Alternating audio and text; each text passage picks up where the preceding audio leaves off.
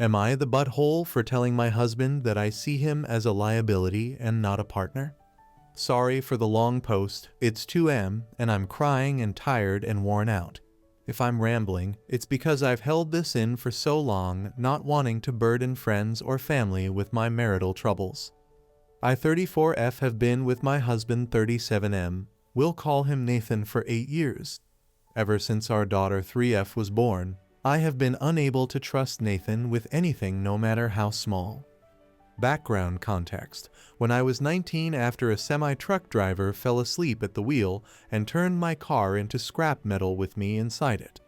I have enough metal holding me together that I light up like a Christmas tree for TSA and physically impaired with good days and bad days. I used a portion of my settlement check to buy a house outright and have it retrofit to accommodate my needs, as I'll eventually require a wheelchair. I work in software development as it's fun, and nobody cares if I work from bed on bad days. My husband has not worked in 5 years, which has been fine until our daughter was born. Between the settlement money, a paid-off house, and my salary, I enjoyed having him here with me. He contributed by handling most of the domestics. We pay for a weekly cleaner with monthly deep cleaning because it gave us more time together. Ever since our daughter was born, it was like a light switch turned off in his head. For our daughter, he would buy the wrong size diapers, not fully mixed bottles, put diapers on backwards, leave out poop-covered wipes, forget to latch cabinets. This past week, he has gone to the store 3 times because he keeps coming home with the wrong size socks and shoes for her. I eventually just ordered the right ones on Amazon. For me, he has tried to help me with my weekly pill organizer fill up and several times has spilled the contents of new medications all over the floor. Then, not seeing that he didn't get all of them off the floor, he has repeatedly brought me grapefruit juice to take my medications with a huge no. He has repeatedly forgotten that I can't have dairy and puts milk in my coffee, or cheese on a burger. He has broken so many things of mine from being careless. He shattered my laptop because it slipped out of his hand when he tried to pack it for a trip, even after I said I would pack my own electronics. We've lost so many spoons and forks to the disposal. He tried to replace the head gasket in my car and over-torqued the engine bolt, which shattered and sewed the block, and 2 different shops said they couldn't repair it. We ended up getting a new vehicle because a replacement engine would have cost $11,000. A week later, he crashed the new car into the garage door because he thought he'd pressed the brakes, not accelerator. He wanted to do TikToks and streaming as a hobby. I supported him initially, but I quickly noticed a pattern. Anything regarding our daughter or me, he was sloppy and careless. He never whoopsed his own stuff. He would build entire sets to stream or make videos with "leave the garage" and leave his brain in the garage. It came to a head 4 nights ago. He streamed himself building a new set piece, 9 hours straight. Meanwhile, I worked, clocked out early to pick up our daughter from summer camp, cooked and fed both of us, got her ready for bed. He came out to help put her to bed. I let him know that I needed to get some work done and would be in my office, and I asked him to take the trash out. He says he will. 2 hours later, I left my office and the house felt really warm. He'd taken the trash out, but left our front door partially open, and was back in the garage with his game volume really loud. I panicked since our daughter is able to get out of bed, and thankfully she was sound asleep. But she could have easily toddled right out of the house, and he wouldn't have noticed. Then I noticed a stovetop burner was on, with a small pot on it with nothing inside. I didn't use the stove for cooking that night. I popped my head into the garage and said, "Hey, I need you for a minute." I informed him of the door situation, and he responds, "I thought I locked it." We checked the camera and no, he did not. I asked about the burner being on, and he said he was planning to make ramen and forgot. He pulled the still hot pot off the burner and put it straight into the sink on top of our daughter's favorite plastic plate, which is now ruined.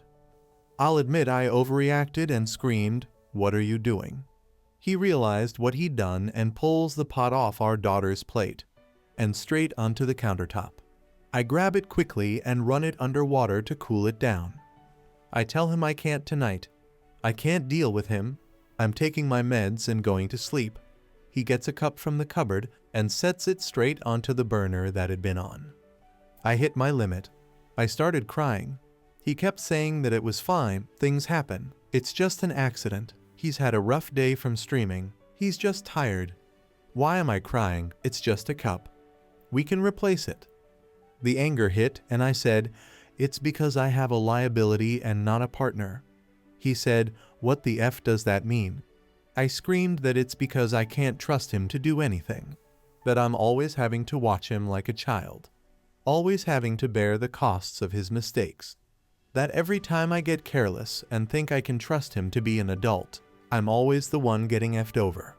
I then said, I can't see you as a partner anymore. You're just another liability in my checkbook. He immediately stormed out of the kitchen and went to bed. I called my mom and told her what happened. She thinks it's just stress and offered to take our daughter for a week so we could figure this out without our daughter seeing it. She says it was an butthole thing to call my husband a liability. In the morning, I told my husband that my mom would pick up our daughter from summer camp and offered to watch her for a week. He said okay, and that's the only interaction we've had since. He spends all day in the garage playing games with his friends, making TikToks, and streaming. For food, he's been ordering DoorDash and having the person deliver it in the garage. It's been days and he refuses to be in the same room as me. I've tried messaging him to ask if we can talk or figure out a solution, but he's just left me on read. If I pop into the garage, he ignores me but apologizes to his friends or viewers for the interruption and geek unmute his mic when the noise stops. Before the blow-up, I've asked if there was something going on. I tried to gently respond every time he screwed up so our daughter didn't associate mistake to anger. I asked him to schedule with a doctor to see if something was going wrong medically. He always said I was overreacting. People make mistakes and didn't see an issue, even when the same mistakes kept happening. When I tried to get him to understand that it was concerning just how expensive his mistakes were getting, he'd wave it off as it's not like we can't afford it. I love him dearly. I just miss the person he was before we had a child. The one I could trust and rely on. Did I screw this up forever? Was I being too harsh on his mistakes? Am I missing something? Am I the butthole? Update. Sorry for not being so responsive. Thank you to everyone who gave feedback and suggestions and all of the messages. It's been a week. Before I get into the update, going to answer some repeated questions. Skip ahead 8 paragraphs for the actual update. Why does my husband not work? He can easily find employment, but we both agreed that the pay was never worth the toxic environment of his field unless he wanted to start his own business, which he did not. He worked in home repair and renovation. It was gross how his coworkers spoke of and treated women, female customers and coworkers alike. He saw many female coworkers be sexually harassed into quitting. He hated how gross it made him feel when sales and adjusters would take advantage of women. Yes, selling inferior and unnecessary services at a premium is a thing. If he said anything, his hours would get cut until he left. He left one job on the first day because his boss left a screaming voicemail for not selling a refrigerant service to a young black couple who didn't even need refrigerant. Yes, he's got documentation and reported multiple employers to the State Labor Board and checked back. Nothing was ever done to our knowledge. He's also tried a factory job and a warehouse since leaving the trades. Both heavily penalized him for needing scheduled time off for my medical needs. There's no worker protection here for any of that until FMLA unpaid, which takes a year to be eligible for. Yes, it is a privilege to walk away from a paying job with your middle fingers held high. I have done the same many times, but am happy where I'm at right now because it's the opposite of toxic. I'm thriving and our company has a no penalty, unlimited paid sick medical leave policy that is strictly enforced at all levels of management. Any lead who penalizes people for taking leave gets sacked. A unicorn of a company. Add in a child and short of finding another unicorn employer who won't penalize him for needing time off for me or our daughter, such as when daycare closed for a week due to an RSV outbreak, puts him out of the workforce until either I stop working or our child old enough to not need consistent monitoring. Last reason for this dynamic is that although I'm disabled, my job pays almost double the highest salary he's ever had, with no reduction in pay for needing time off. It doesn't make financial sense for us to switch who the working partner is. 2. Does my husband have a large following or make money from streaming TikTok? No. His lives have an average of 6 viewers, and his Twitch has 3 followers. When we did our taxes, he didn't get a 1099, and he showed me that Head got all of $6 from TikTok live gifts. Nothing from Twitch. His viewer counts are about the same as end of last year. 3. Why do we still have a weekly housekeeper and have our daughter in summer camp and part-time daycare?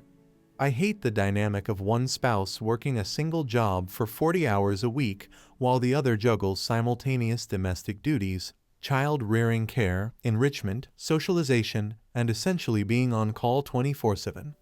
I would not want those expectations of me and couldn't fathom putting all of it on someone I love and cherish. If my husband did all of the activities and field trips that daycare did, his evenings and weekends would be taken up by domestic duties that I would physically struggle with assisting.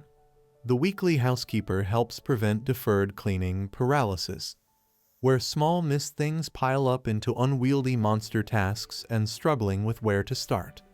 The monthly deep clean and organization has been a world of self-care as we navigated to having an infant and the transition from infant to toddler. Edited to add, our daughter started at the part-time daycare when she turned 3. Before then, my partner was the primary caretaker, which made the weekly housekeeping that much more helpful in not letting things fall to disarray. 4. The allowance thing. Yes. I wanted a dynamic where my husband had his own money, even if he was not working a paying job. Maybe I've been on social media too long, but I've read so many stories of non-working spouses, albeit mostly women, being financially abused or unable to leave marriages because they did not have access to money they could save up in private. Should I have stopped it sooner when our dynamic became too unbalanced? Yes, I own that. 5. As for what happens if when we divorce, the house and settlement balance is in a trust completely separated and, as far as my lawyer can tell, out of his reach. Alimony would be up for a judge to decide, but between my documentation, that his license asserts aren't expired, plus my continual medical costs, there's a good chance of not being obligated. Hopefully that answers most or all of the background-related questions. On to the update. Friday, I finished work to the smell of food being cooked. My husband was plating dinner on the table when I left my office.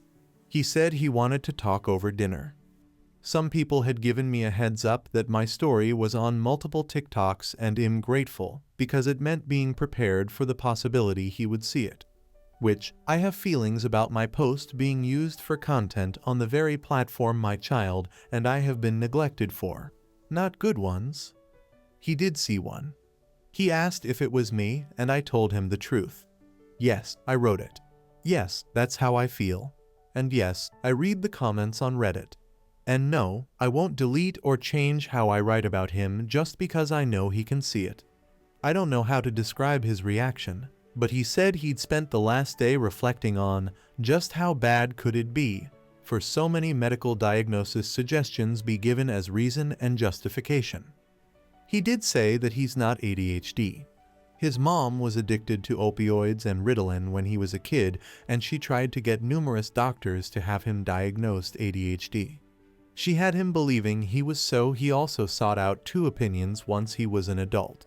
He didn't learn about her addiction until his mid-20s. He did seek therapy once he was aware that his mom was trying to use him for pills. He said he was willing to see a psychiatrist one more time, but he doesn't think he's ADHD or autistic at all. He does think he might be depressed though. If not depressed, He will ask about some of the other medical suggestions if it will ease my worry or rule out a major problem. He did sound genuine in this, but something he said is sticking with me.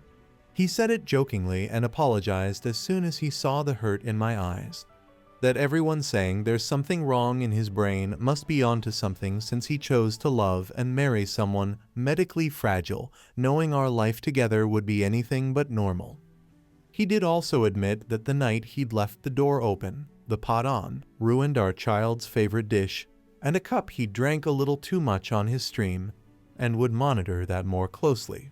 He said the last few nights, he had been filling his wine bottle with grape juice so it looked like he was a jolly drinking Viking, but was actually sober. He said he would keep doing that. After dinner, we went out and he surprised me with seeing the new Deadpool movie. We didn't go to our normal theater because he looked up what each theater had for limited edition popcorn buckets. I now have the baby Deadpool one that holds popcorn and a drink. We spent the next day going over the extent of how our family dynamic changed for the worse. How the little things have added up. How I see change as a part of an apology if you verbally apologize but repeatedly do the same thing. The apology words are worthless to me. And that he didn't recognize just how frequently he was making the same similar oopsies. Sunday, we spent talking over short and long term.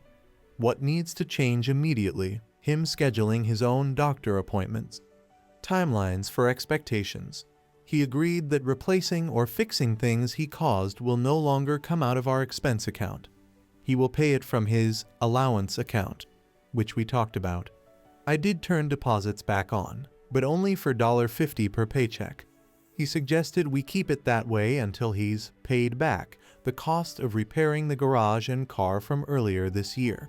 He said it will take him far longer to undo the cost of destroying the engine to my last vehicle, but that he's going to step up and find ways to make it right. Yes, I see the red flags. Love bombing. Not knowing how frequently despite repeated talks. Thinking verbal apologies are the final step in apologizing and not understanding that repeatedly doing the same problem thing is the same as never apologizing. And yes, I know he will read this. Do I actually think this is resolved and we will come out of this as a perfect married couple who stays together until one of us croaks? Not really. Full offense to husband. For now, is it a potential resolution? Maybe. But my husband is fully aware that he has a lot to make up for, a lot to fix, and a tight schedule to make it happen. And that the lesson for our daughter later in life is either going to be taking real accountability can steer a wayward ship back to course. Taking accountability is the right thing to do, even if you don't get the result you wanted, or love alone isn't enough. TLDR, wow, this sucks. I suck for letting it get this far. My husband sucks for what he's put us through. Life owes me a dinner date if it's gonna EFF me so hard. But there's a potential path forward that doesn't involve divorce, but may involve divorce. Edit to add, he finally read the posts, so please read between the lines to what I'm actually saying. Last 4 words of the previous 4 paragraphs if it's not obvious. Next story. How do I 30M come back from yelling at my pregnant wife 26F? Repost as my last post got removed. I have been with my wife 4 years. I have a 5-year-old from a previous relationship. My 5-year-old Lee is from my first long-term relationship during college. We split shortly after her birth, as my then partner admitted to being unfaithful and not being ready to start a family. My daughter loves my wife. They are inseparable. My ex does not have much to do with my daughter or myself except cause the occasional drama. She did not want any custody or visitation time, so my wife is her mother for all intents and purposes. My wife is almost 8 months pregnant. She has shut me out of the entire pregnancy, but refuses to admit anything is wrong. I feel completely ignored and hurt. When we first learned she was pregnant, she told me while I was making breakfast. Of course I was elated. However, since it was an unplanned pregnancy, I asked how she was feeling at first. She began smiling and crying about how excited she is. I picked her up, gave her a million kisses, and told her I was so excited to have a baby too, and what a wonderful mother she would be. All good, right? She went all out to announce to everyone else. Balloons and boxes, t-shirts, and best big sister mugs. I assumed the casual announcement with me is because she wanted my feelings on growing our family before celebrating. However, when her sister asked about how I liked my box, my wife quickly said, "He didn't get one, this isn't his first rodeo." It was like pulling teeth to get her to let me go to the ultrasound appointments. She didn't want me to miss work, didn't want to interrupt Lee's routine, excuse after excuse. When it came to listening to the heartbeat, my wife instantly started crying happy tears. The tech was telling her how strong the heartbeat was, how precious our little one was, etc. I was feeling a bit emotional and cleared my throat to prevent crying. The tech said, "Aw Dad, isn't that sound beautiful?" My wife immediately said, "This isn't his first child, it's not that special for him." I immediately said, "This is one of the most important moments of my life. I can't think of anything more special." The atmosphere was clearly awkward after. Another thing that bothered me, I heard Lee and my wife's mom laughing in the living area. I was in the kitchen making dinner. When I walked in and asked what the fuss was about, Lee was touching my wife's stomach and was laughing with excitement that the baby was moving and it would be so cute. My wife let my daughter and Mill feel the baby move before me. I was hurt but simply said how happy I was. Later that night, my wife was poking her belly and laughing. I asked her to feel as well and she said, "You've felt Lee move as a baby. What can be better than that? She was the cutest baby ever." She has felt pretty poorly throughout her pregnancy, but refuses to let me help her. If I bring her a snack and drink, she offers it to our daughter. If I try and rub her feet or legs, she asks me to play with our daughter so she doesn't feel like she is being replaced or ignored. I simply do not ignore my daughter. We have bonding time. I'm an active parent, but I want to love my wife. She can hardly eat, but when I asked her what I can prepare for her, it's whatever Lee wants. We went to the zoo with Lee, and my wife started feeling bad. She had cramps and was considering going to the hospital, severe nausea and dizziness. I carry her to a bench nearby, and she began to cry saying she can't even stand up. I told her, "Let me call an ambulance or I'll carry you to the car and drive you." She said she didn't want to ruin Lee's trip, and we didn't even make it to the aviary, Lee's favorite part. I said I wasn't leaving when she asked me to continue to go through the zoo with Lee. We sat for a while until her dad showed up. She didn't even tell me he was coming, and he took her to the doctor. I was shocked and followed them with Lee. When we arrived, Lee was upset about missing the aviary and pouting. At that point, the health of my wife and unborn child were my concern. I really didn't care Lee was upset. My wife was irate that I made Lee miss out. Another example. We were watching Lee play in a local kids' sport. I asked her, "Do you think our kid will be athletic, artistic, enjoy science or math?" She said, "This is Lee's moment. We shouldn't make it about someone who isn't even here." Lee was on the field. We were sitting in the stands. We had both waved to her, held up a sign for her, everything. I just wanted to talk about our baby. When her bump was really showing, she would always show it off to anyone who wanted to look. Her family, friends, siblings, etc. "Do you want to see my bump? I'm huge, so excited. I can't believe it's only X more weeks." They all touch her bump, talk to it, etc. Her parents come and reads or tells back in the day stories. They go to the beach. 1,000 bump pictures posted on her friends' social media accounts, so ready to be an honorary auntie. Her sister, wife, puts the B in bump and beautiful. If we go out together, she wears the loosest clothes so I don't see it. I'll even see her pull her shirt down when she sees me come into the room. She sat on me the other day after being playful in bed.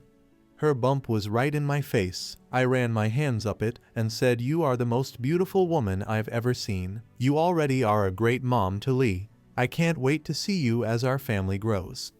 This was one of the first times I was really able to feel her bump, so I rested my hand there and said, "I love you so much already. I'm so excited to meet you." I hope you have your mom's eyes.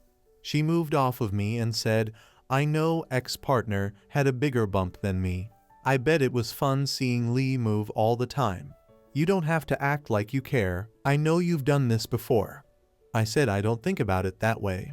Lee is special. But this is a completely new and different special because it was with her and our baby was someone completely new and special. She began to leave the room and I could see her shoulders shake from crying. I am 100% positive she is not cheating, nor has she ever. I just cannot wrap my head around why she doesn't want me to be happy about this. The rest of the time is completely normal as long as I don't mention the baby.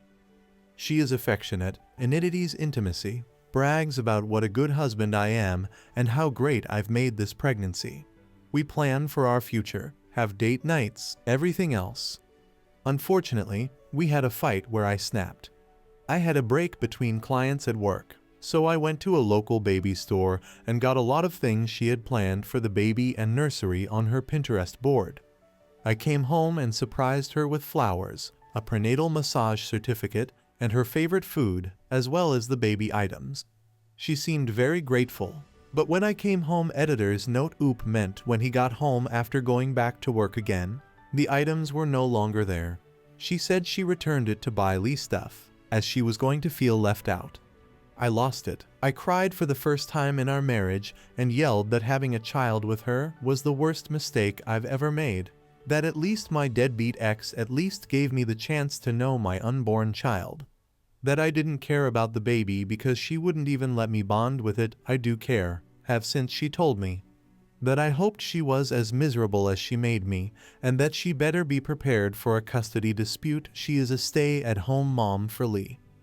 She simply said, I know you don't care about the baby, but I'll die before you take my baby from me. What?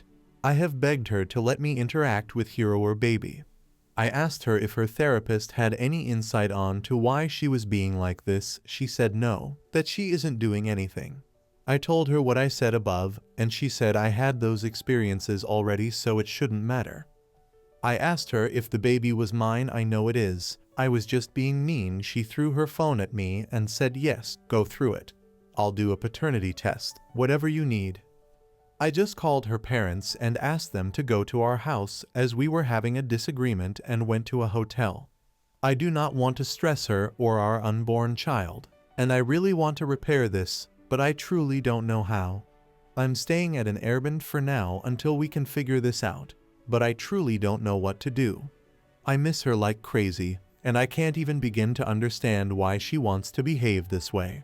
I have apologized for what I said, but I can't take back what I said, and I worry about when our baby is born if she will even want to be a family with me, or let me have anything to do with our baby.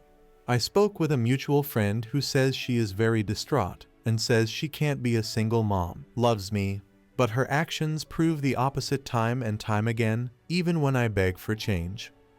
Update. It's been about a month since I posted. This is a bit long because so many kind Redditors reached out and gave me advice and shared their experiences and asked for an update. After I posted and stewed for a little while and had a couple of drinks, I called my fill. He and my wife are very close, and I respect his opinion.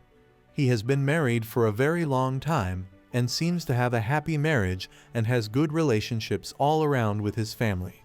I didn't specify what issues we were having, but he was over at my house while I was staying in an Airbnb, so it was no secret we were having problems. He has more of a traditional marriage and at some point asked what I had to lose by putting pressure on her to talk. I said I feared I would push her away more, and he pretty much told me that I was living in a separate house than my pregnant wife. Freaking out about a potential divorce, what did I have to lose? He advised me to be a man and come back to my house and lay it on the line. I told him I'd be coming over the next day. They asked if they could take Lee to buy some sparklers for the upcoming holiday and spend the night at their house. I agreed, and when I went to my house the next day I came in with flowers and stuff to make dinner. My wife asked what I was doing there, to which I replied I lived there and would like to sit down and talk. I gave a long apology for my actions and words. When I finished, I said it was her turn to tell me what was going on. She tried to claim nothing, that everything was okay. After a while, I said my heart is broken, that we have been through some tough things together, fought for each other, and now you sit here and lie to my face. We both sat there and she cried for about 30 minutes until eventually she said she felt like our relationship would end if she was honest. I said I would hear her out, no matter what. She admitted it was hard that this would be her first kid and not mine. She didn't think it would bother her, and it didn't until she was pregnant, and that she laid in bed at night thinking if my ex would have wanted to raise Lee, we would still be a family together, and she wouldn't matter. She expressed that seeing me emotional about our baby, or wanting to touch her bump, or treat her made her think of me and my ex, and how I had already did all of the things she was excited to do with me. Near the beginning of her pregnancy, she had told a close friend that she couldn't wait to have a baby with her soulmate, and her friend replied that she didn't think soulmates had other children or baby mamas, that it was two people meant only for each other. She was very upset and asked if I thought we were soulmates like she did. She described herself and our unborn child as my sloppy seconds family, that no one grew up dreaming of having kids by multiple different people. That she was just the substitute when the family I wanted didn't work out. She also shared she had found some old images of my ex on social media, and could not stop comparing her pregnant body. She feared the baby wouldn't be an equal to Lee in my eyes. It worried her when I would ask what she thought the baby would be like. That what if the baby was disabled, or didn't like to do the things we enjoyed as a family, or the baby and Elle didn't like each other. She said at one point she found herself wishing I had never had Lee, so she wouldn't have to worry as much. And that is when she knew she had to really put in the extra effort to maintain a relationship with Lee. She feared that between work and Lee, I wouldn't have time and wouldn't bond with the baby like in the articles she read online where fathers didn't bond with their children until they were able to do things with the family. When I did try and bond with the baby, she worried the baby wouldn't live up to Lee. I have never been shy about saying how much being a father means to me, and how raising Lee has been the highlight of my life, along with marrying my wife, and now having our child together. She said it was initially what made her confident in marrying me, and excited to have a big family with me, but now constantly wondered if her pregnancy and this baby would be a highlight or a burden for me, because the stress is the same but the newness wasn't. And then what if a newborn and then toddler wouldn't be as interesting to me as Lee, who is capable of doing activities? She showed me a million articles of different men explaining they didn't bond with their children until 4+ years old. She also showed me the videos where people say things they did with their first kid and then get more relaxed as they have more children. She said it freaked her out because it was clear people stopped caring the more children they had. She said that there were times she felt she was ruining our family and coming between me and Lee. For example, at the zoo she said she cried on the way to the hospital. She was afraid Lee would hate her and resent the baby for cutting our zoo time short, and that I would be upset that I was spending my time off work at the hospital instead of doing the activities we planned with Lee. While I work, Lee and my wife spend a lot of time out of the house library, local parks, etc. One of their favorite activities is biking together, and we bike together on weekends as well. We have lots of local trails, but due to her pregnancy, she has not been able to. We've been doing more indoor activities. My wife said that when I'm at work, Lee kept saying she hated her because she didn't get to go on her new bike as often anymore. I said I would discuss it with her, because that is unacceptable. My wife asked me not to since there would be so many changes soon for Lee, and it hurt her because she missed biking together as well. A couple of months ago, my wife asked me and Lee if we wanted to read stories together. Lee chose the first story I read, and my wife chose the second, her favorite childhood story, for me to read to the baby and Lee, since it helps promote brain activity and help with bonding. After that, I read another book of Lee's choosing. While I was at work the next day, Lee ripped the pages out of the book my wife chose. She said she was going to tell me, but her same friend who says we aren't soulmates, said I would think she was making it up, and that it seemed to her she was trying to become between me and Lee. I asked her why she didn't tell me any of this, and she explained that she didn't feel comfortable telling me because her thoughts didn't even make sense to her. She wanted me to spend time with Lee so she didn't feel left out or jealous, and when I did she felt upset I wasn't spending more time with her. She loves Lee but wishes we had our first kid together. She wants me around but also feels upset and guilty when I give her/our unborn baby attention. She said she feared that I would think she was trying to come between me and Lee, when she wasn't. By the time I realized something was truly wrong and started to ask what was wrong, if she needed therapy, etc., she said she realized she was acting poorly, but didn't want to admit to herself that she missed out on a lot with me, and doubled down as it was hard to face that she made her fears reality by pushing me away and not letting me care, and that she couldn't start over. That her first pregnancy was a somewhat bad experience because of her own actions. At this point, I realized how terrible I had been. I apologized for making her feel like she couldn't come to me about anything. She said when she researched her feelings, she found a bunch of forums where people were calling the poster evil for their feelings about their stepchild, and feared I would feel the same. She said if I had told her I felt about Lee the way she felt about Lee, that it would make her angry and upset, so she couldn't see how I wouldn't be. We both cried for a long time. I tried to reassure her. I told her how much I loved her, how excited I was, that she was the family of my choosing and my soulmate, that the universe knew that Lee and I needed her, which is why circumstances allowed us to be a family. She apologized for the way she treated me, and said she wanted to make it right. She said she had wanted to apologize when I was beginning to have my meltdown, but was surprised when I yelled, and realized she might messed up beyond repair to get that reaction from me. We continued to cry for a long time, and she asked if I wanted to feel the baby. Of course I said yes, and we cried even more. It turned out to be a great evening. I made us dinner, and we laughed about how I was so stressed I went to Reddit for advice. She wanted to read the post and cried again when she did. I reassured her we could move past this, and she said she felt less horrible as she read some of the comments from women in her shoes. It was a bit awkward the first week, after so many months of tension. I knew things were turning around when she woke me up by whispering, "Baby wants blueberry pancakes," that Saturday. I don't think I've ever prepared pancakes so fast. I couldn't keep the smile off my face.